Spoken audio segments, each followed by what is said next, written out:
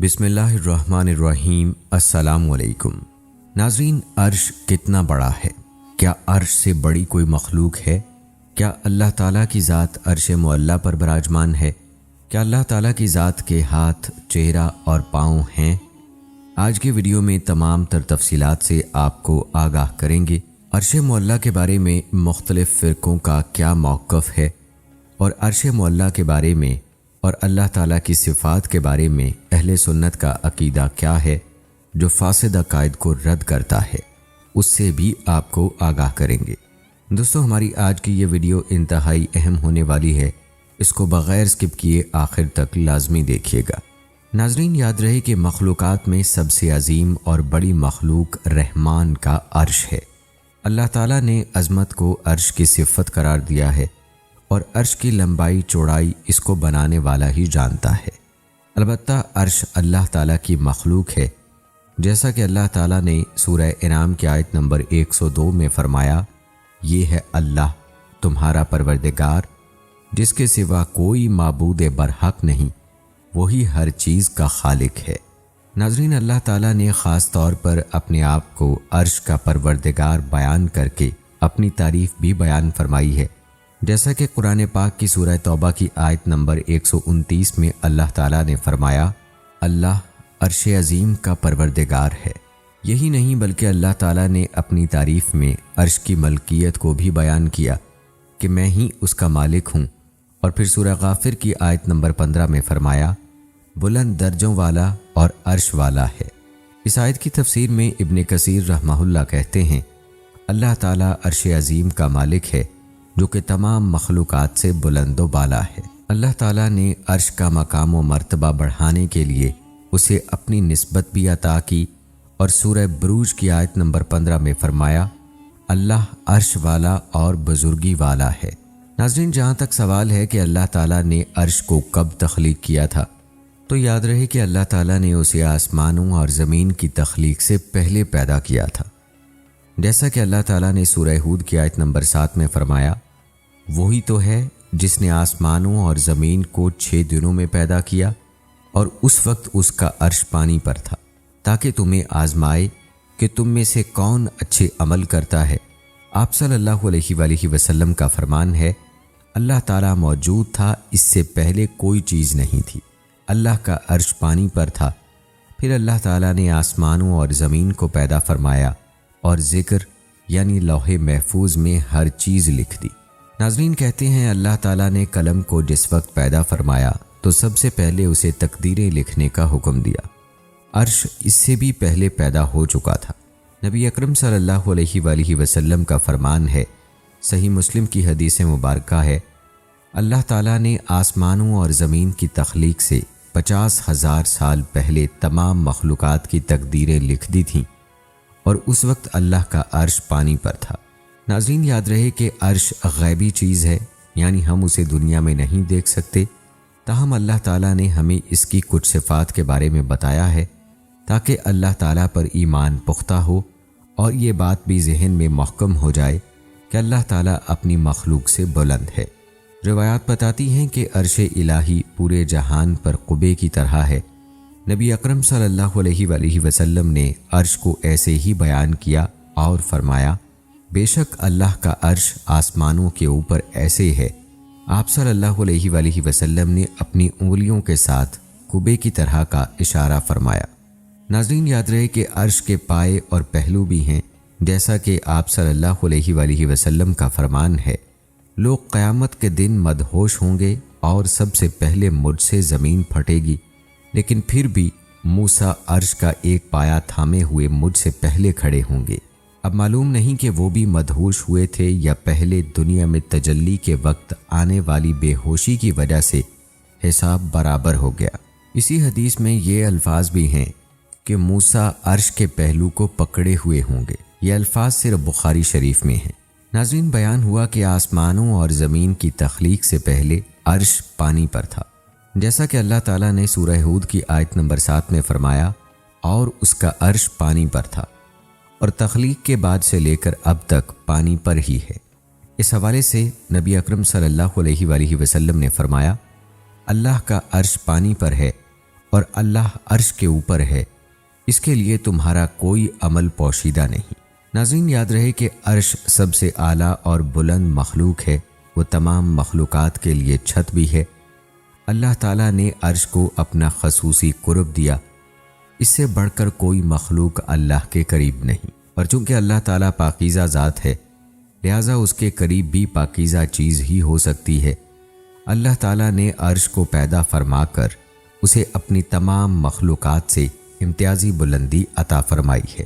ابن کثیر رحمہ اللہ کہتے ہیں، عرش تمام مخلوقات کے لیے چھت ہے، تمام آسمان، زمینیں، ان کے درمیان اور ان کے اندر کی ہر چیز عرش سے نیچے ہے، سب کی سب اللہ تعالیٰ کے اختیار، قدرت اور علم میں گھری ہوئی ہیں۔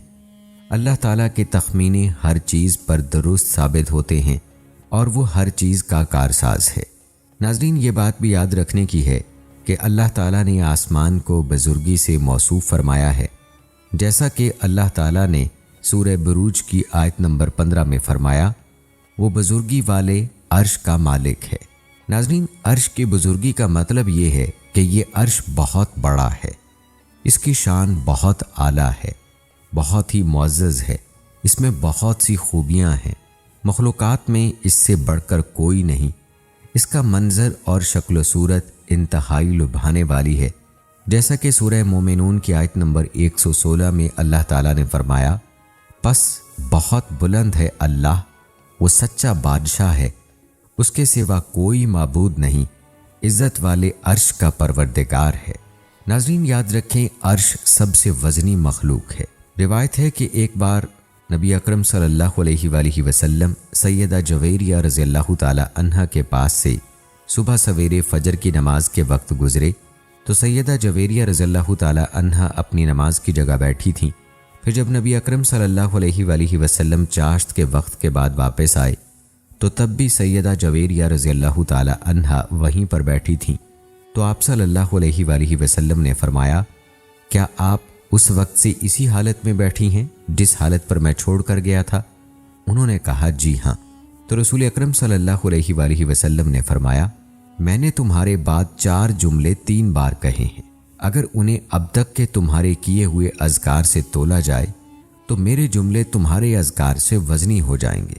وہ 4 کلمے یہ ہیں، سبحان اللہ و بحمدہ عدد خلقہ و رضا نفسہ و زینت عرشہ و مداد کلماتہ۔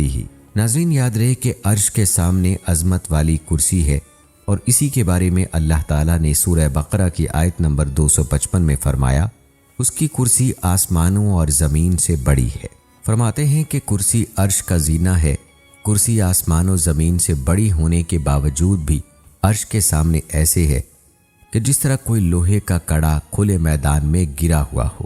عرش کو اٹھانے کے لیے اللہ تعالیٰ نے 4 بہت بڑے بڑے فرشتوں کی ڈیوٹی لگائی ہوئی ہے۔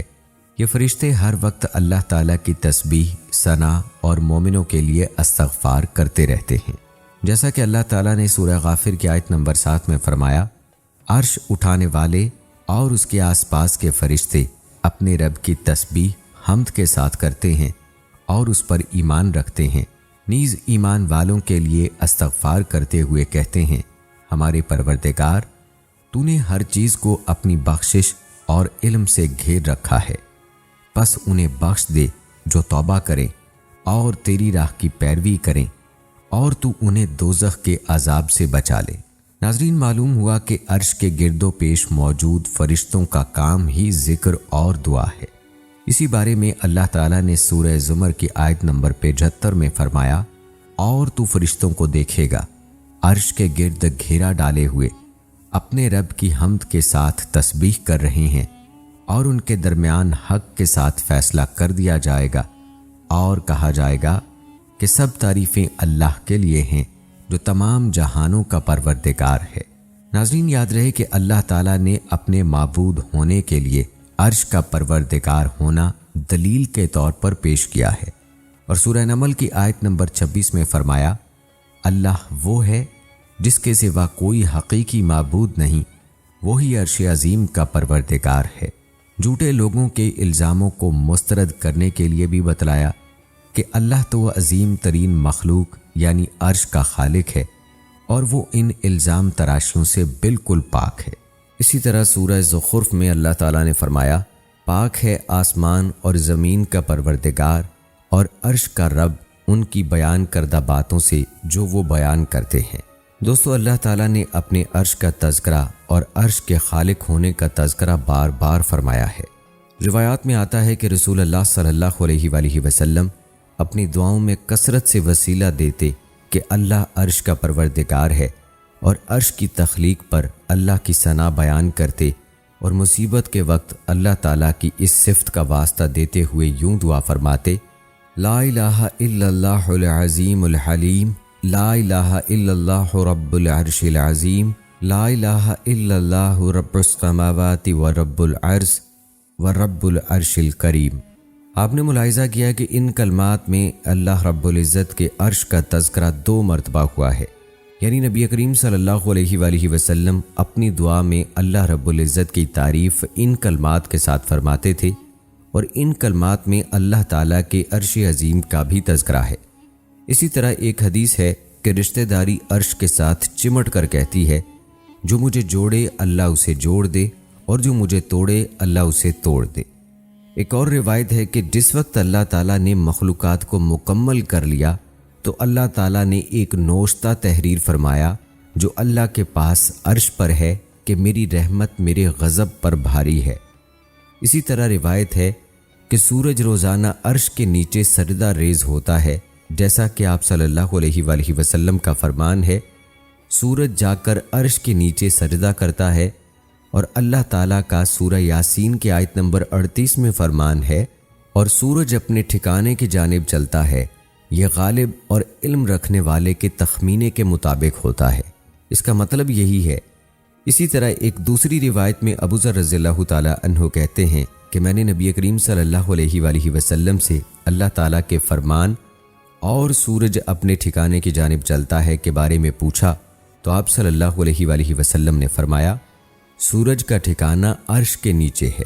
روایت میں یہ بات بھی ملتی ہے کہ رحمان کا عرش ایک عظیم صحابی کی وفات پر لرز اٹھا تھا، جن کو اسلام قبول کیے ہوئے ابھی صرف 6 سال ہی گزرے تھے، تاہم ان کی قوم کے تمام افراد ان کے ہاتھ پر اسلام قبول کر چکے تھے۔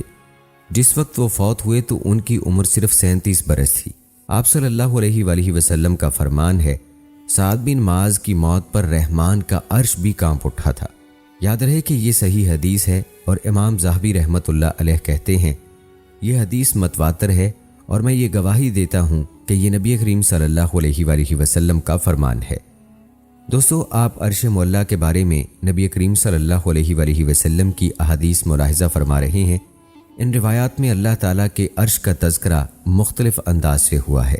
روایات میں یہ بات بھی ملتی ہے کہ کل مخلوقات کے فنا ہو جانے پر اللہ تعالیٰ نے عرش کو خصوصیت بخشی کہ وہ باقی ہی رہے گا، چنانچہ عرش ان مخلوقات میں شامل نہیں ہے جنہیں قیامت کے دن مٹھی میں لیا جائے گا یا لپیٹ دیا جائے گا، اور اہل سنت کا اتفاق ہے کہ عرش فنا نہیں ہوگا۔ اس حوالے سے شیخ الاسلام ابن تیمیہ رحمۃ اللہ علیہ کہتے ہیں، عرش اللہ تعالیٰ کی ان مخلوقات میں شامل نہیں جو 6 دن میں پیدا کی گئیں۔ اللہ تعالیٰ عرش کو شق نہیں فرمائے گا اور نہ ہی اسے ختم کرے گا، اور مشہور احادیث بھی قرآن مجید کی طرح اس بات کو واضح کرتی ہیں کہ عرش باقی رہے گا۔ دوستو، روایات بتاتی ہیں کہ آخرت کے دن عرش کو 8 فرشتے اٹھائے ہوئے ہوں گے، اور اللہ تعالیٰ مخلوقات کے مابین فیصلے کے لیے آئے گا، جیسا کہ فرمان باری تعالیٰ ہے۔ سورہ الحاقہ میں اللہ تعالیٰ فرماتے ہیں، اور تیرے رب کے عرش کو اس دن 8 فرشتے اپنے اوپر اٹھائے ہوئے ہوں گے۔ روایات میں آتا ہے جس وقت لوگ انبیاء کرام سے شفاعت طلب کریں گے تو تمام انبیاء کرام قیامت کی سختی اور ہولناکی کی وجہ سے شفاعت کرنے سے معذرت کر لیں گے، تو پھر لوگ سید الخلق ہمارے نبی صلی اللہ علیہ وآلہ وسلم کے پاس پہنچیں گے۔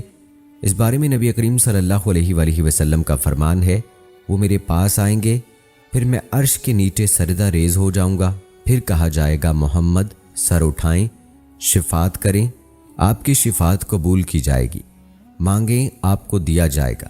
کہتے ہیں جس وقت محشر میں لوگوں کی تکالیف بڑھ جائیں گی، سورج سر کے 1 میل قریب آ جائے گا، تو اللہ تعالیٰ اپنے چنیدہ بندوں کو اپنے عرش کا سایہ نصیب فرمائے گا۔ جیسا کہ ایک روایت میں آپ صلی اللہ علیہ وآلہ وسلم کا فرمان ہے، 7 قسم کے افراد کو اللہ تعالیٰ عرش کا سایہ نصیب فرمائے گا جس دن اس کے سائے کے علاوہ کوئی سایہ نہیں ہوگا۔ نمبر 1، عادل حکمران۔ نمبر 2، اپنے پروردگار کی عبادت میں پروان چڑھنے والا نوجوان۔ نمبر 3، ایسا آدمی جس کا دل مسجد سے جڑا ہوا ہو۔ نمبر 4، 2 ایسے آدمی جو اللہ کے لیے آپس میں محبت کرتے ہوں، اسی پر ملے اور جدا ہوتے ہوں۔ نمبر 5، ایسا آدمی جس سے جاہ و جمال والی خاتون بدکاری کا مطالبہ کرے اور وہ کہہ دے میں اللہ سے ڈرتا ہوں۔ نمبر 6، ایسا شخص جو صدقہ کرتے ہوئے اتنا خفیہ انداز اپنائے کہ بائیں ہاتھ کو بھی علم نہ ہو کہ دائیں ہاتھ نے کیا خرچ کیا۔ نمبر 7، ایسا شخص جو تنہائی میں اللہ کو یاد کرے تو اس کی آنکھیں نم ہو جائیں۔ دوستو، ایک اور حدیث ہے کہ اللہ کے لیے محبت کرنے والے اللہ کے عرش کے سائے تلے ہوں گے۔ دوستو، روایات کے مطابق جنت کے مختلف درجے ہیں، ان میں سب سے اعلیٰ جنت الفردوس ہے اور اس کی چھت رحمان کا عرش ہے۔ آپ صلی اللہ علیہ وآلہ وسلم کا فرمان ہے، جب بھی اللہ سے مانگو تو جنت الفردوس مانگو، کیونکہ یہ سب سے بہترین اور بلند ترین جنت ہے۔ اس میں سے جنت کی نہریں پھوٹتی ہیں اور اس کے اوپر رحمان کا عرش ہے۔ ناظرین، ذرا سوچیں کہ اگر اللہ کا عرش اتنا عظیم اور بڑا ہے تو پھر اللہ تعالیٰ کی ذات اس سے بھی بڑی اور عظیم ہے۔ وہ ہر چیز کو اپنے گھیرے میں لیے ہوئے ہے، اسے کوئی چیز اپنے گھیرے میں نہیں لے سکتی۔ وہ ہر چیز پر غالب ہے، اس پر کوئی چیز غالب نہیں۔ وہ اتنا خفیہ ہے کہ مخلوق تک رسائی سے اسے کوئی چیز نہیں روک سکتی۔ مخلوق کی شان اصل میں اللہ تعالیٰ کی عظمت اور کبریائی کی دلیل ہے۔ مخلوق کی عظمت اللہ تعالیٰ کی شان و شوکت کی دلیل ہے۔ اسی لیے فرماتے ہیں کہ اللہ کی پہچان کرنی ہے تو اللہ تعالیٰ کی مخلوق میں غور و تدبر کرو۔ دوستو، عرش کے بارے میں تو آپ ملاحظہ کر چکے ہیں کہ یہ اللہ تعالیٰ کی مخلوقات میں اللہ کی سب سے بڑی مخلوق ہے۔ دوستو، عرش کی جگہ اگر انسان پہلے آسمان کے بارے میں ہی سوچے، اس پر غور کرے، تو آسمان کی بڑائی بھی اس انسان کے فہم میں نہیں آ سکتی۔ اس آسمان کے اندر اللہ تعالیٰ نے جو چاند، سورج بنائے ہیں اور جو سیارے اور کہکشائیں بنائی ہیں، یہ سب اتنی بڑی ہیں کہ انسانی عقل دنگ رہ جاتی ہے۔ اور پھر یہ ایک ہی آسمان نہیں ہے، بلکہ اس آسمان کے بعد دوسرا آسمان بھی ہے، پھر تیسرا، چوتھا، اور اسی طرح سے 7 آسمان ہیں۔ اب 7واں آسمان کتنا بڑا ہوگا، کیا آپ تصور کر سکتے ہیں؟ یہ ہمارے تصور سے بہت دور ہے۔ اور پھر 7ویں آسمان سے اوپر اللہ کا عرش ہے، یہ کتنا بڑا ہوگا یہ اللہ ہی جانتا ہے۔ اور یہ اللہ کی بڑائی کی واضح دلیل ہے، کیونکہ اللہ کے عرش سے بڑی کوئی مخلوق نہیں ہے اور اللہ کی ذات سے بڑی کوئی ذات نہیں ہے۔ اس حوالے سے یہ تفصیلی حدیث ملاحظہ فرمائیں۔ حضرت ابو ہریرہ رضی اللہ تعالی عنہ سے روایت ہے کہ ایک مرتبہ نبی اکرم صلی اللہ علیہ وآلہ وسلم اور صحابہ رضی اللہ تعالی عنہ بیٹھے ہوئے تھے کہ بادل آ گئے۔ نبی اکرم صلی اللہ علیہ وآلہ وسلم نے پوچھا، جانتے ہو یہ کیا ہے؟ صحابہ کرام رضی اللہ تعالی عنہم نے عرض کیا، اللہ اور اس کا رسول صلی اللہ علیہ وآلہ وسلم اچھی طرح جانتے ہیں۔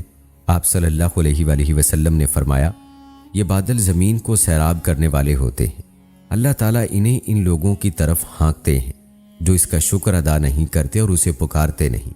پھر آپ صلی اللہ علیہ وآلہ وسلم نے پوچھا، جانتے ہو تمہارے اوپر کیا ہے؟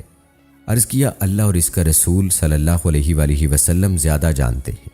آپ صلی اللہ علیہ وآلہ وسلم نے فرمایا، یہ رقی یعنی اونچی چھت ہے جس سے حفاظت کی گئی، اور یہ موج کی طرح ہے جو بغیر ستون کے ہے۔ پھر پوچھا، کیا جانتے ہو کہ تمہارے اور اس کے درمیان کتنا فاصلہ ہے؟ صحابہ کرام رضی اللہ تعالی عنہم نے عرض کیا، اللہ اور اس کا رسول صلی اللہ علیہ وآلہ وسلم زیادہ جانتے ہیں۔ آپ صلی اللہ علیہ وآلہ وسلم نے فرمایا، تمہارے اور اس کے درمیان 500 برس کی مسافت ہے۔ پھر آپ صلی اللہ علیہ وآلہ وسلم نے پوچھا، کیا جانتے ہو اس کے اوپر کیا ہے؟ صحابہ کرام رضی اللہ تعالی عنہم نے عرض کیا، اللہ اور اس کا رسول صلی اللہ علیہ وآلہ وسلم بہتر جانتے ہیں۔ آپ صلی اللہ علیہ وآلہ وسلم نے فرمایا، اس سے اوپر 2 آسمان ہیں جن کے درمیان 500 برس کا فاصلہ ہے۔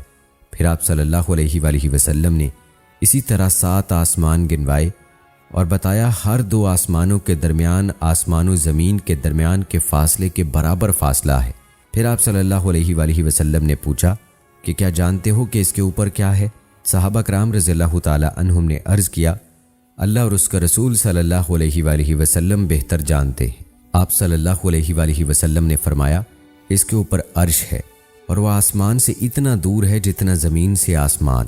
پھر آپ صلی اللہ علیہ وآلہ وسلم نے پوچھا کہ کیا تمہیں معلوم ہے کہ تمہاری نیچے کیا ہے؟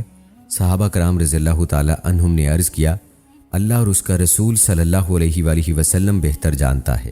آپ صلی اللہ علیہ وآلہ وسلم نے فرمایا یہ زمین ہے۔ پھر آپ صلی اللہ علیہ وآلہ وسلم نے پوچھا کیا تمہیں معلوم ہے اس کے نیچے کیا ہے؟ صحابہ کرام رضی اللہ تعالی عنہم نے عرض کیا اللہ اور اس کا رسول صلی اللہ علیہ وآلہ وسلم بہتر جانتے ہیں۔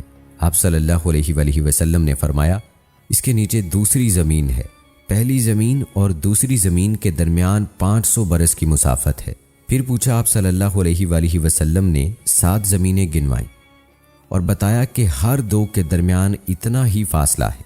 پھر آپ صلی اللہ علیہ وآلہ وسلم نے فرمایا اس ذات کی قسم جس کے قبضہ قدرت میں محمد کی جان ہے، اگر تم لوگ نیچے زمین کی طرف رسی پھینکو گے تو وہ اللہ تک پہنچے گی۔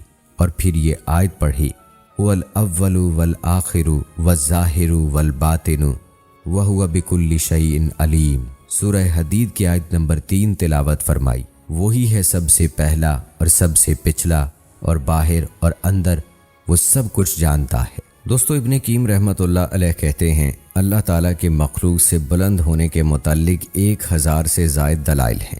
اللہ تعالیٰ اپنی شایان شان کیفیت کے ساتھ عرش پر مستوی ہے اور یہ عظیم ترین مخلوق یعنی عرش پر خاص علو ہے۔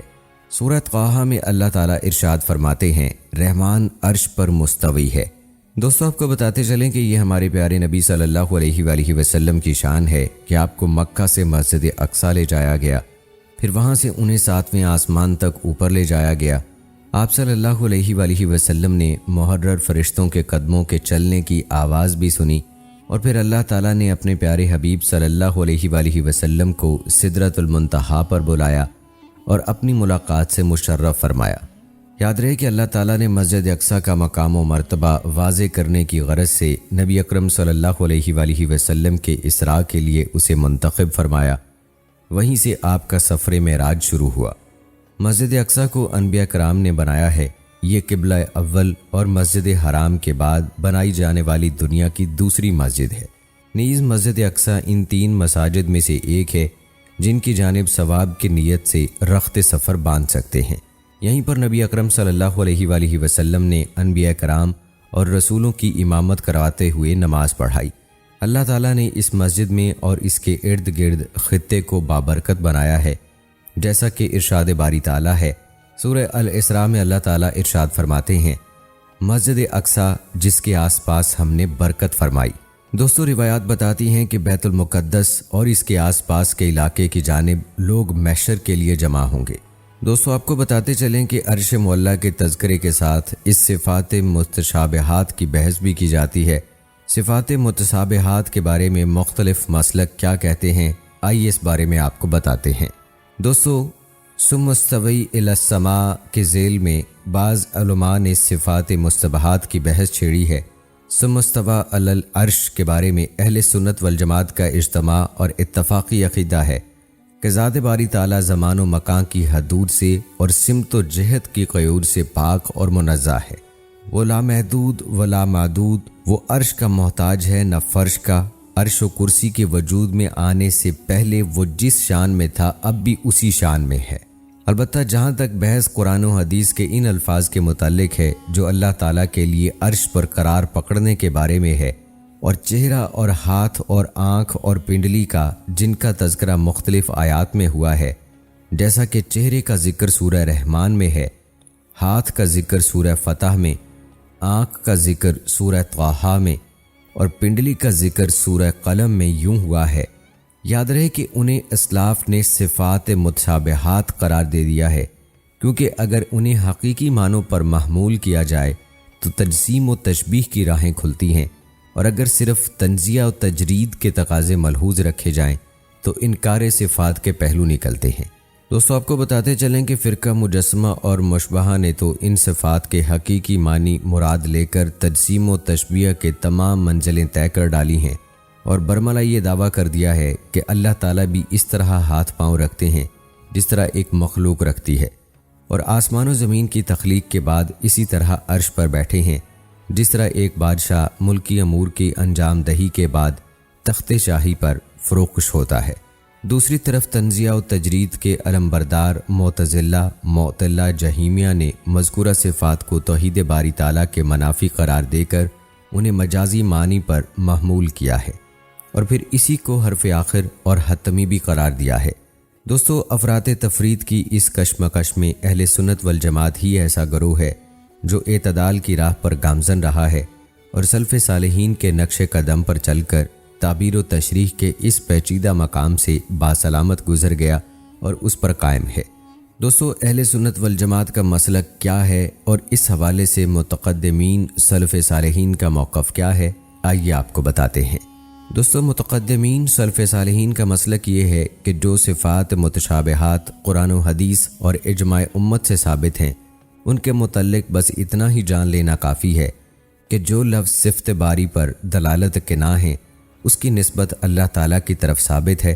اس لفظ سے اس کا ظاہری اور حقیقی معنی ہرگز مراد نہیں، اور نیز ذات باری تعالیٰ مخلوق کی متشابہات سے پاک ہے۔ دوستو، یہی اہل سنت کا مسلمہ موقف ہے جس پر چند دلائل پیش خدمت ہیں۔ امام مالک رحمۃ اللہ علیہ کی مجلس میں ایک شخص نے الرحمن العرش الاستوا کی تلاوت کر کے یہی سوال اٹھایا کہ اللہ تعالیٰ کا استوا کیسا ہے؟ امام مالک رحمۃ اللہ علیہ نے ایک لمحہ سوچ کر ارشاد فرمایا، یہ استوا ایسا ہی ہے جیسا اللہ تعالیٰ نے آیت کریمہ میں اپنے بارے میں بیان فرما دیا ہے۔ الرحمن یعنی صرف صفت استوی کی نسبت باری تعالیٰ کے لیے ثابت ہے، اس کی کوئی کیفیت نہیں، کیونکہ یہ جسم کی خصوصیت ہے، اس لیے یہاں کیفیت کا سوال ہی پیدا نہیں ہوتا۔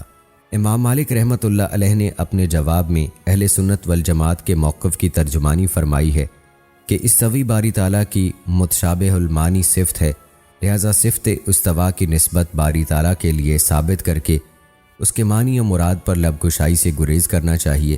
یہی وجہ ہے اہل سنت استوی کی تشریح ما یلیق بیانی ایسا استوی جو اس کے شایان شان ہے سے کر دیتے ہیں۔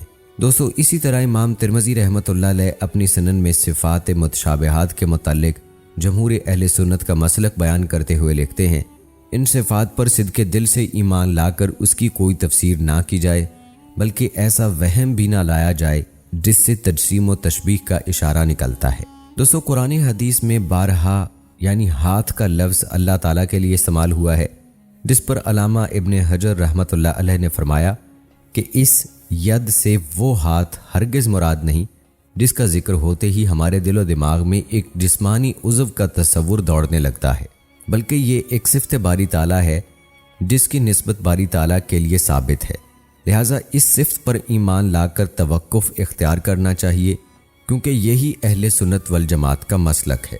دوستو، علامہ ابن حجر رحمۃ اللہ علیہ نے صفات متشابہات کے متعلق واضح فرما دیا ہے کہ یہ متشابہ المانی صفت ہے، لہٰذا اس کی تلاوت پر اکتفا کر کے اس کے معنی و مراد کے درپے نہیں ہونا چاہیے۔ علامہ بہقی رحمۃ اللہ علیہ نے امام محمد بن الحسن شیبانی رحمۃ اللہ علیہ اور سفیان بن عینیہ رحمۃ اللہ علیہ کا یہ قول نقل کیا ہے کہ کسی شخص کے لیے یہ روا نہیں کہ صفات متشابہات کی تفسیر عربی یا عجمی زبان میں کرتا پھرے، ان الفاظ کو پڑھ کر ان سے گزر جانا ہی بس ان کی تفسیر ہے۔ دوستو، بیان کیے گئے دلائل سے متقدمین سلف صالحین کا موقف روز روشن کی طرح عیا ہو گیا کہ یہ صفات متشابہ المانی ہیں، ان کے ظاہری معنی مراد لینا کسی طرح درست نہیں۔ البتہ آپ کو بتاتے چلیں کہ متقدمین کے مسلک پر کچھ شبہات اٹھائے گئے ہیں، آئیے آپ کو ان شبہات اور ان کے جوابات بھی بتاتے ہیں تاکہ آپ کسی کے اٹھائے جانے والے سوالات کا جواب آسانی سے دے سکیں۔ پہلا شبہ یہ اٹھایا گیا کہ اگر صفات متشابہات استوی، ید، وجہ وغیرہ کے ظاہری معنی اس لیے مراد نہیں لیے جا سکتے کہ اس سے جسمانیت کے پہلو سامنے آتے ہیں، تو پھر محکم صفات علم، قدرت، حیات وغیرہ کا تصور بھی تو جسمانیت کے بغیر نہیں ہو سکتا، انہیں بھی متشابہات قرار دیا جائے۔ دوستو، اس کا جواب یہ ہے کہ اس شبے کی یہ بنیاد ہی غلط ہے کہ محکم صفات، علم، قدرت، حیات کا تصور جسم کے بغیر نہیں ہو سکتا، کیونکہ ان صفات کا اطلاق جب باری تعالیٰ پر کیا جاتا ہے تو اس کی اولین دلالت جسم پر نہیں ہوتی، بلکہ ان الفاظ کے کانوں میں پڑتے ہی جو معنی اخذ ہوتے ہیں اس میں تنزیہ و تجرید کے تقاضے پوری طرح جلوہ گر ہوتے ہیں اور دل و دماغ کے کسی گوشے میں جسم کا تصور نہیں ابھرتا۔ برخلاف صفات متشابہات، استوا ید وجہ کے ان الفاظ کی اولین دلالت ہی جسمانیت پر ہوتی ہے۔ ان کے ظاہری معنی مراد لینے کے بعد جسمانی لوازم کو وہم و خیال سے دور نہیں رکھا جا سکتا، لہٰذا اگر متشابہات اور محکمات میں یہ فرق ملحوظ رکھا جائے تو اشکال پیدا ہی نہ ہوں۔ دوسرا شبہ یہ بیان کیا جاتا ہے کہ اگر متشابہات کے معنی مراد کا علم صرف اللہ تبارک و تعالیٰ کو ہے تو پھر ان کو قرآن کریم میں ذکر کرنے کا کیا فائدہ ہے؟ تو اس کا جواب یہ ہے کہ اگرچہ ہمیں صفات متشابہات کے معنی و مراد کا علم نہیں، لیکن ان پر ایمان لانا بھی باعث نجات اور ثواب ہے۔ علاوہ ازیں اس کی تلاوت کے بھی معنوی فوائد اور برکات ہیں، اگرچہ ان تک ہماری رسائی نہیں ہے۔ دوستو، جہاں تک متاخرین سلف صالحین کے مسلک کی بات ہے تو ان کا مسلک یہ ہے کہ صفات متشابہات کے ایسے مجازی معنی بیان کیے جا سکتے ہیں جو اللہ تبارک و تعالیٰ کے شایان شان ہوں، بشرطیہ کہ اس لفظ کے اندر مجازی معنی مراد لینے کی گنجائش ہو۔ نیز اس مجازی معنی کو احتمال تفسیر کے درجے میں رکھا جائے، انہیں قطعی اور یقینی نہ کہا جائے۔ لہٰذا ید سے قدرت، وجہ سے ذات اور استوا سے استیلا یعنی غلبہ مراد لیا جا سکتا ہے۔ چونکہ متاخرین کے زمانے میں کئی فرقہائے باطلہ رواج پذیر ہو کر امت مسلمہ کی وحدت فکر کو پارا پارا کرنے میں مصروف کار تھے، جن میں سر فہرست مجسمہ اور مشبہ ایسے فرقے تھے جو صفات سے متشابہات کے ظاہری الفاظ کا سہارا لے کر اللہ تعالیٰ کے لیے مخلوق کی طرح ہاتھ، پاؤں، چہرہ، پنڈلی وغیرہ ثابت کرتے تھے۔ دوستو، متاخرین سلف صالحین نے جب دیکھا کہ یہ فرقہ باطلہ عوام کی ذہنی سطح سے غلط فائدہ اٹھا کر انہیں گمراہی کی طرف دھکیل رہے ہیں، تو انہوں نے تعویل کا مسلک اختیار کر کے تمام متشابہات کے مناسب سادہ عام فہم معنی بیان کیے۔ مثلا کہا ید سے ہاتھ نہیں قدرت مراد ہے، وجہ سے چہرہ نہیں بلکہ ذات مراد ہے، استوی سے استقر اور جلوس نہیں بلکہ استعلا اور غلبہ مراد ہے۔ دوستو، حقیقت یہ ہے کہ قرآن و حدیث میں متعدد ایسے مقامات ہیں جہاں الفاظ کی ظاہری دلالت سے قطع نظر کر کے مجاز و استعارے کی آڑ لی جاتی ہے، اور چاروں ناچار تسلیم کرنا پڑتا ہے کہ جب تک اس انداز بیان کی توجیہ مجاز کی روشنی میں نہ کی جائے تو افہام و تفہیم کے تقاضے پورے نہیں ہو سکتے۔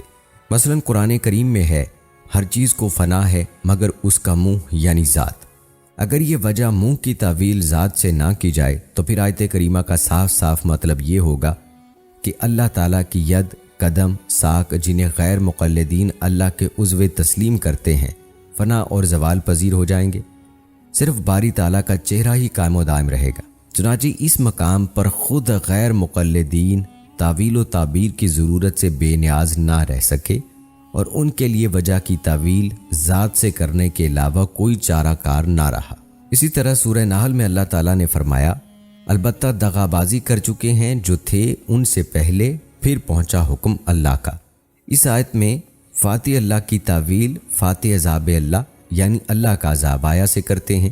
اس کے علاوہ بھی قرآن و حدیث میں کتنے ہی ایسے مقامات ہیں جہاں غیر مقلدین نے تعویل استعارے سے بلا جھجک کام لیا ہے۔ دوستو، خلاصہ یہ ہے کہ مقدمین کے نزدیک یہ صفات ید، وجہ، استوی متشابہ المانی ہیں۔ صفات متشابہات کے لغوی معنی تحت اللفظ کیے جا سکتے ہیں، لیکن ان کی تشریح اور وضاحت معروف فی الخلق سے نہیں کر سکتے۔ اگر ان صفات کو معروف معنی کے ساتھ اللہ تعالیٰ کے لیے ثابت کریں تو اس سے تجسیم لازم آتی ہے، اور کیفیت کی جہالت سے ہم تجسیم سے نہیں نکل سکتے۔ دوستو، یاد رکھیں، امت کے اس عظیم حصے کو اور ان سے وابستہ محدثین کرام، فقہائے عظام کو بدعتی اور گمراہ کہنے والا شخص خود گمراہ اور بدعتی ہے۔ یہاں آپ کو استوی علی العرش کے حوالے سے غیر مقلدین کے ناقابل فہم مسلک کے بارے میں بھی بتاتے ہیں۔ ان کے مسلک سے آگاہی بہت ضروری ہے تاکہ آپ خود ان کے مسلک سے دور رکھ سکیں۔ دوستو، غیر مقلدین کا موقف یہ ہے کہ اپنے حقیقی معنوں پر محمول یعنی اللہ تعالیٰ پھر بیٹھا تخت پر، اور عرش اللہ تعالیٰ کا مکان ہے، اور اللہ تعالیٰ جہت بلندی سے متصف ہے۔ اسی طرح ید، وجہ، ساق سے اللہ تعالیٰ کے اعضاء و جوارح مراد ہیں، تاہم ان کی کیفیت مجہول ہے۔ دوستو، اگر غیر مقلدین کے مذکورہ موقف و مسلک کو درست قرار دیا جائے تو ذات باری تعالیٰ کے لیے جسم تسلیم کیے بغیر کوئی چارہ کار نہیں رہتا، کیونکہ باری تعالیٰ کے لیے مکان و جہت اور اعضائے جارحہ، منہ، ہاتھ، پنڈلی ثابت کرتے ہی جسمانیت کے تمام پہلو غیر شعوری طور پر پیدا ہو جاتے ہیں، یا پھر یہ مسئلہ مبہم اور ناقابل فہم بن جاتا ہے۔ اس لیے کہ جب آپ اللہ تعالیٰ کے لیے چہرہ، ہاتھ، پنڈلی وغیرہ کے اسبات پر زور دیتے ہیں تو اس کے جو معنی انسانی ذہن میں متبادر ہوتے ہیں وہ یہ ہیں کہ اس کی ذات نہ صرف جسم رکھتی ہے بلکہ اعضاء و جوارح سے بھی متصف ہے۔ لیکن پھر جب آپ کہتے ہیں ان اعضاء و جوارح کی کیفیت مجہول ہے، اس کا ہاتھ ہمارے ہاتھ کی مانند نہیں، اس کا چہرہ ہمارے چہرے کی طرح نہیں، تو پھر فیصلہ کن سوال پر یہ پیدا ہوتا ہے کہ اس نفی کا اطلاق کس سے متعلق ہے؟ کیا اس کا مطلب یہ ہے کہ وہ چہرے، ہاتھ، پنڈلی وغیرہ کے مدولات ہی سے متصف نہیں، یا یہ کہ وہ ایک نوع کے اعضائے جارحہ تو رکھتا ہے مگر یہ اعضائے جارحہ تمام ذی اعضاء حیوانات سے مختلف ہیں؟ اگر پہلی صورت صحیح ہے تو اس کا مطلب یہ ہے کہ آپ الفاظ کے ہیر پھیر میں سرگرداں اور کسی نتیجے تک پہنچنے سے قاصر ہیں، کیونکہ ایک چیز ثابت کر کے پھر اس کی نفی کر دینے سے کوئی واضح مفہوم سامنے نہیں آتا۔ اگر وہ دوسری صورت صحیح ہے تو پھر جسمانیت سے دامن بچانا محال ہے، اس لیے کہ آپ کی نفی کا اطلاق صرف حیت، شکل اور نوعیت پر ہوا ہے، جس کا سیدھا سادہ مطلب یہ ہے کہ اللہ تعالیٰ کے لیے ید، وجہ، استوی علی العرش کے جسمانی مدلول تو ثابت ہیں لیکن ہمارے ساتھ چہرے کے مقابلے میں بے نظیر ہیں۔ دوستو، غیر مقلدین کے مسلک کی مذکورہ کیفیت سے واضح ہوتا ہے کہ ان کا مسلک اہل سنت سے جدا اور ناقابل فہم ہے۔ دوستو، علامہ قرطبی رحمۃ اللہ علیہ نے کیا خوب فرمایا، صفات متشابہات میں تعویل سے پہلو تہی اختیار کر کے الفاظ کے ظاہری معنی کے درپے ہو جانے کا مطلب تو یہ ہوا کہ قرآن کریم کی آیات تضاد بیانی کا شکار ہیں، کیونکہ صفات متشابہات کے ظاہری معنی مراد لینے سے قرآن کی کئی آیات تضاد و تناقض کا شکار ہوتی نظر آتی ہیں۔ دوستو، آپ کو بتاتے چلیں کہ غیر مقلدین امام مالک رحمۃ اللہ علیہ کے قول سے غلط استدلال بھی کرتے ہیں۔ غیر مقلدین کا کہنا ہے کہ امام مالک رحمۃ اللہ علیہ صفات متشابہات کو حقیقی معنوں پر محمول کر کے اس کی کیفیت مجہول قرار دیتے تھے۔ چنانچہ ایک بار ان سے جب استوا کے متعلق دریافت کیا گیا تو انہوں نے واضح الفاظ میں فرمایا، الاستوا غیر مجہول، یعنی لفظ استوا کی دلالت اپنے معنی و مراد استقرار پر واضح ہے، یعنی اللہ تعالیٰ عرش پر مستقرر ہیں، البتہ اس استقرار کی کیفیت مجہول ہے۔ دوستو، یاد رکھیں کہ اصل عقیدہ یہی ہے کہ جو اہل سنت والجماعت کا عقیدہ ہے کہ اللہ تعالیٰ کی ذات مبارکہ جسم سے اور جسم کی تمام خصوصیات، زمان و مکان اور حدود و جہت سے پاک اور منزہ ہے، لہٰذا ذات باری تعالیٰ کے حق میں کوئی لفظ میں استعمال نہ کیا جائے جو جسم اور خاصہ جسم پر دلالت کرتا ہو۔ چنانچہ علامہ ابن حجر رحمۃ اللہ علیہ ایک مقام پر لکھتے ہیں، اللہ تعالیٰ کی حکمتوں پر کیوں اور کیسے کا سوال اٹھانا ایسے ہی ابز ہے جیسے اللہ کے وجود پر کہاں اور کیسے کا سوال ہے۔ لیکن غیر مقلدین اور نام نہاد سلفیوں کے نزدیک عرش باری تعالیٰ کا مکان اور فوق باری تعالیٰ کی جہت ہے۔ دلیل مانگنے پر فوراً مسلم شریف کی حدیث پیش کر دیتے ہیں جس میں آپ صلی اللہ علیہ وآلہ وسلم نے ایک باندی سے پوچھا، آئین اللہ، اللہ کہاں ہے؟ جواب میں باندی نے کہا، فی السماء، آسمان میں ہے۔ غیر مقلدین اس حدیث سے یوں استدلال کرتے ہیں کہ آپ صلی اللہ علیہ وآلہ وسلم کا آئینہ سے اللہ کی ذات کے متعلق سوال فرمانا مکان الہی کے ثبوت پر واضح دلیل ہے۔ پھر باندی کے جواب فی السماء پر خاموش رہنا بلکہ اسے مومنہ قرار دے کر آزاد کرا دینا اس بات کی دلیل ہے کہ باندی کا جواب درست تھا کہ اللہ تعالیٰ فی السماء یعنی جہت فوق میں ہے۔ دوستو، مذکورہ حدیث کی چھان بین کرنے پر معلوم ہوا کہ غیر مقلدین نے جس حدیث کو بنیاد بنا کر اپنے عقیدے کی عمارت کھڑی کی ہے اس کو محدثین نے معلول اور شاذ قرار دیا ہے، اور یاد رہے کہ یہ حدیث معلول اور شاذ حدیث ہے۔ اس حدیث پر اختلاف بھی موجود ہے جو مقلدین پیش کرتے ہیں۔ دوستو، خلاصہ یہ کہ ایک معلول اور شاذ روایت سے عقیدے کا استنباط نہیں کیا جا سکتا، اور ایسی شاذ روایت کو بنیاد بنا کر اشارہ کو گمراہ اور بدعتی کہنا تو سراسر جہالت ہے یا تعصب۔ بالفرض اگر اس روایت کو صحیح تسلیم کر لیا تو پھر آئین کا سوال ذات باری تعالیٰ کے مکان کے لیے نہیں بلکہ منزلت اور مرتبے کے لیے ہوگا، یعنی ہمارے اللہ کا مرتبہ کیا ہے، یا یہ کہ اللہ تعالیٰ کے احکام و اوامر کا مکان کون سا ہے۔ دوستو، یہ تھا تذکرہ چند فرقوں کا جو عرش اور اللہ تعالیٰ کے صفات کے متشابہات کے حوالے سے تھا۔ یاد رہے کہ اللہ کی ذات میں زیادہ غور نہیں کرنا چاہیے بلکہ اللہ تعالیٰ کی صفات میں تدبر کرنا چاہیے کہ جن سے اللہ کی بڑائی معلوم ہوتی ہے، بجائے اس کے کہ انسان اس پر بحث کرے کہ اللہ تعالیٰ کے ہاتھ پاؤں ہیں تو انسان یہ سوچے کہ عرش معلیٰ جیسی عظیم مخلوق کو تخلیق کرنے والی ذات کتنی عظیم ہوگی۔ دوستو، عام انسانوں کے لیے بہتر یہی ہے کہ وہ اس طرح کے مسائل میں نہ الجھیں، البتہ ان کا مناسب علم ہونا ضروری ہے تاکہ خود کو گمراہی سے بچا سکیں۔ دوستو، اللہ تعالیٰ کی چند صفات ملاحظہ فرمائیں، اس کے بعد آپ کو عرش کے بارے میں مزید حقائق بھی بتاتے ہیں، لہٰذا ویڈیو کو سکپ مت کیجیے گا۔ یاد رکھیں کہ اللہ ہر جگہ موجود ہے۔ حق تعالیٰ جل شانہ تمام نقائص اور عیوب سے اور حدوث کے نشانوں سے اور مخلوقات کے مشابہت سے اور مماثلت سے پاک اور منزہ ہے، اور وہ خداوند بے مثل و مانند ہے، جوہر اور عرض ہونے سے مبرہ اور صورت اور شکل و جسم اور جسمانیت سے معرہ ہے، اور جواہر و اجسام اور آراز کی صفات اور لوازم سے مبرہ ہے، بے مثل اور بے چوں چگوں ہے، کوئی شے اس کے مثل اور برابر نہیں، اس لیے کہ اللہ تعالیٰ قدیم اور ازلی ہے، تو ممکن اور حادث کے مشابہ کیسے ہو سکتا ہے؟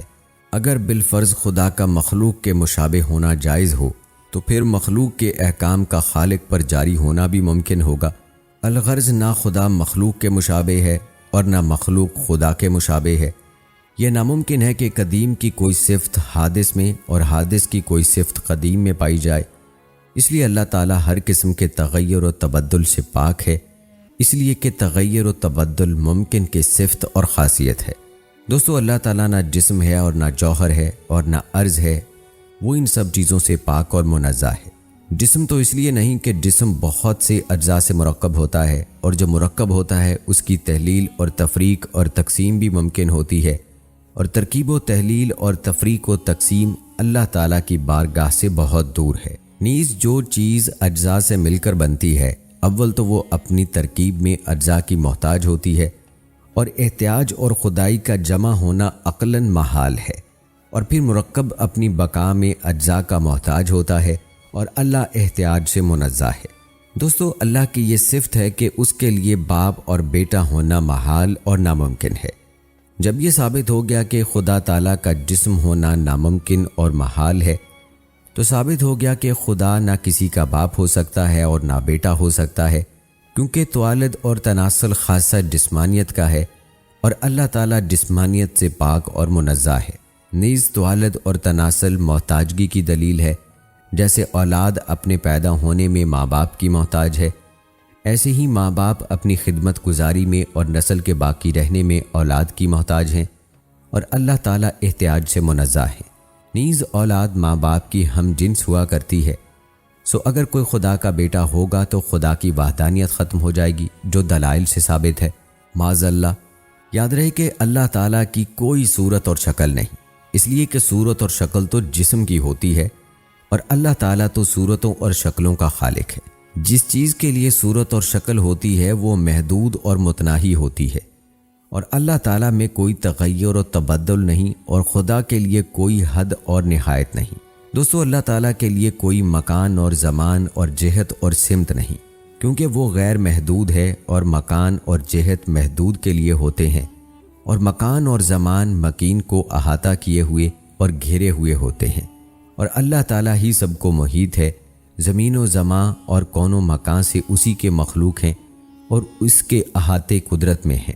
اس کی ہستی سمت اور جہت اور مکان اور زمان کی حدود اور قیود سے پاک ہیں، لہٰذا اللہ تعالیٰ کے متعلق یہ سوال نہیں ہو سکتا کہ وہ کہاں ہے اور کب سے ہے، اس لیے کہ وہ مکان اور زمان سب سے سابق اور مقدم ہے۔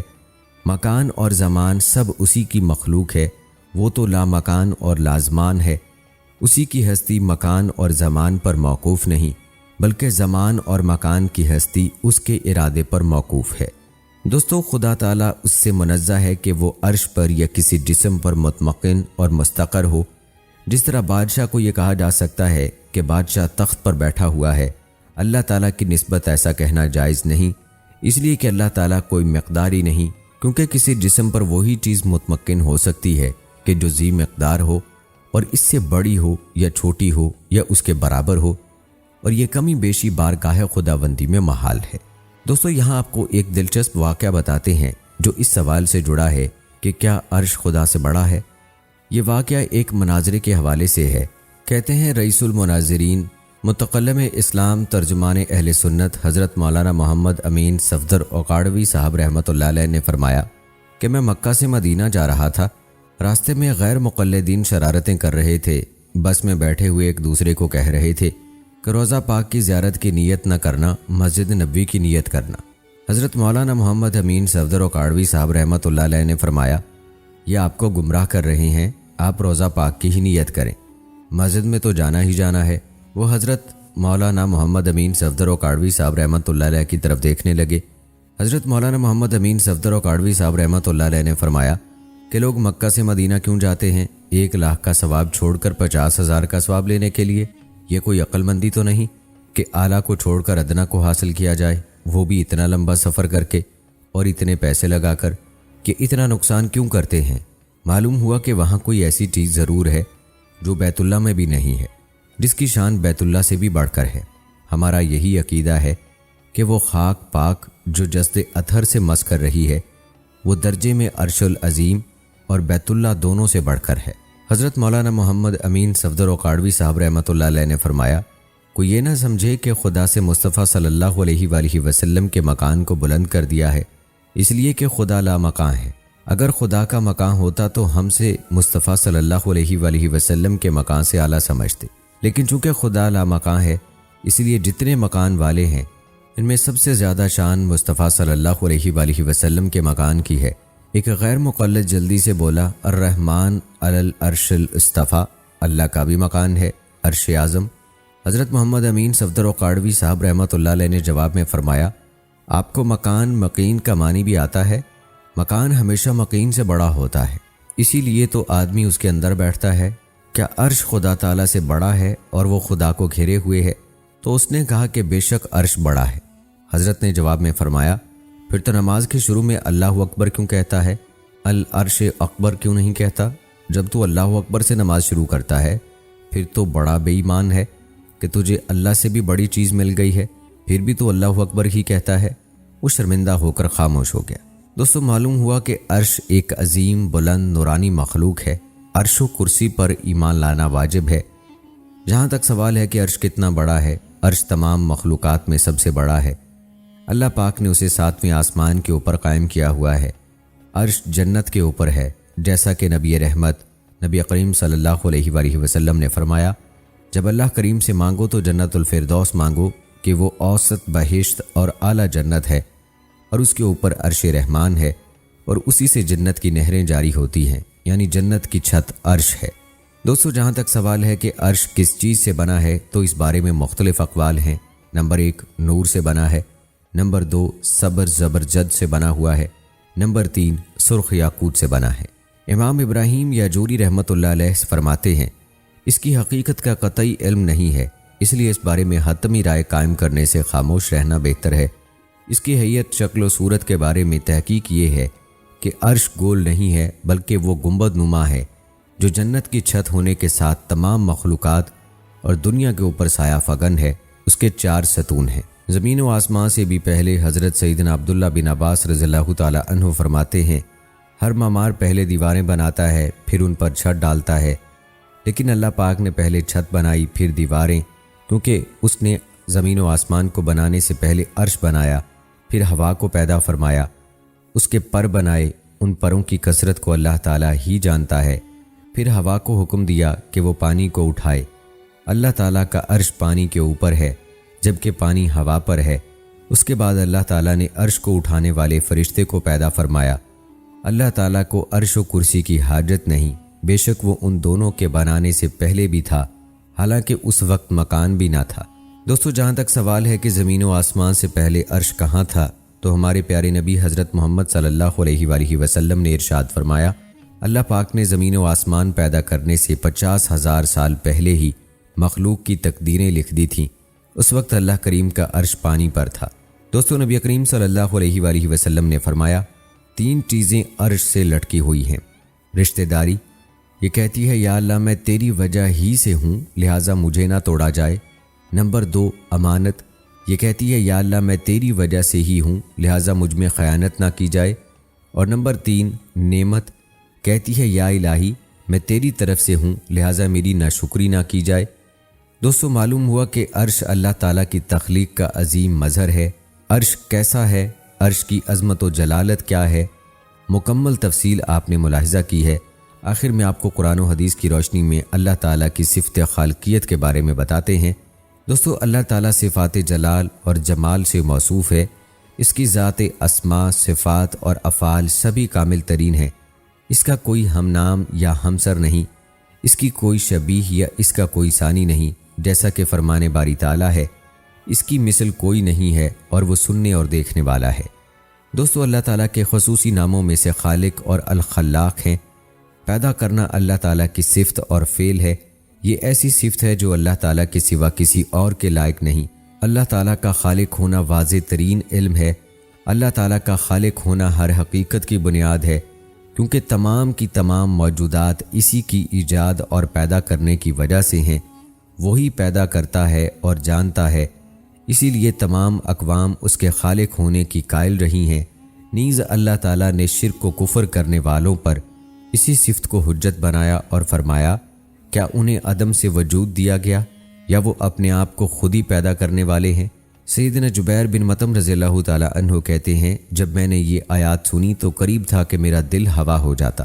دوستو ہمارا پروردگار بلا نمونے کے پیدا کرنے والا ہے، اس میں اس کا کوئی ساتھی نہیں، جیسا کہ فرمان باری تعالیٰ ہے۔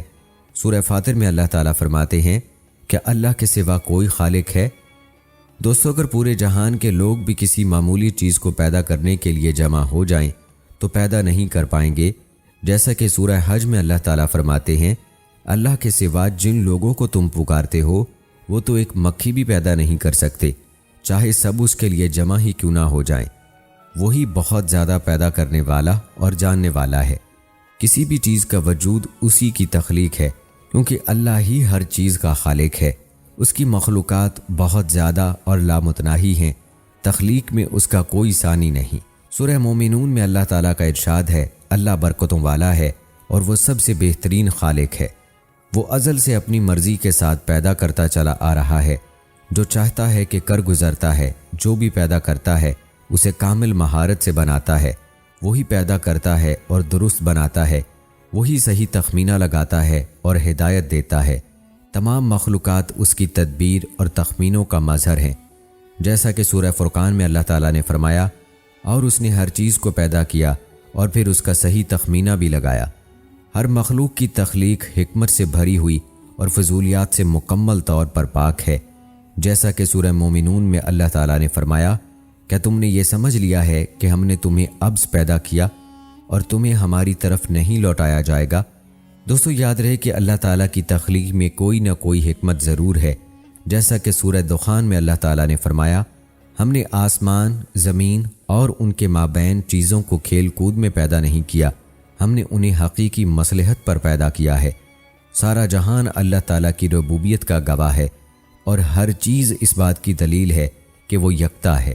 اسی طرح سورہ قاف میں اللہ تعالیٰ نے فرمایا، کیا انہوں نے اپنے اوپر آسمان کی طرف نہیں دیکھا کہ ہم نے کس طرح اسے بنایا اور آراستہ کیا اور اس میں کوئی شگاف نہیں، اور زمین کو ہم نے پھیلا دیا اور اس میں مضبوط پہاڑ رکھ دیے اور اس میں ہر طرح کی پربہار چیزیں اگائیں۔ یہ ہر رجوع کرنے والے بندے کے لیے بصیرت اور سبق ہے۔ دوستو اللہ وہ ہے جس نے 7 آسمانوں اور انہی کے مثل زمین کو بھی پیدا کیا، اس کا حکم ان کے درمیان اترتا ہے تاکہ تم جان لو کہ اللہ ہر چیز پر قادر ہے اور اللہ تعالیٰ نے ہر چیز کو علم سے گھیر رکھا ہے۔ دوستو اللہ تعالیٰ ہی اکیلا خالق ہے، باقی جو کچھ ہے وہ مخلوقات ہیں، اور مخلوقات کے بارے میں سوچ و بچار نصیحت اور عبرت کا باعث ہے۔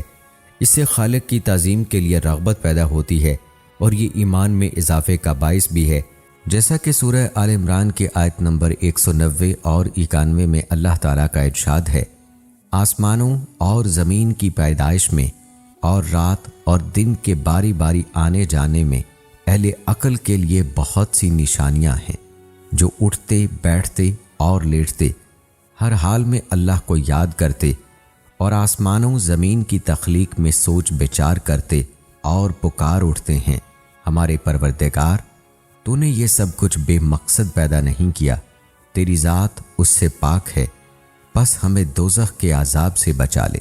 تو ناظرین کرام، یہ تھی ہماری آج کی ویڈیو، امید کرتے ہیں کہ آپ کو پسند آئی ہوگی۔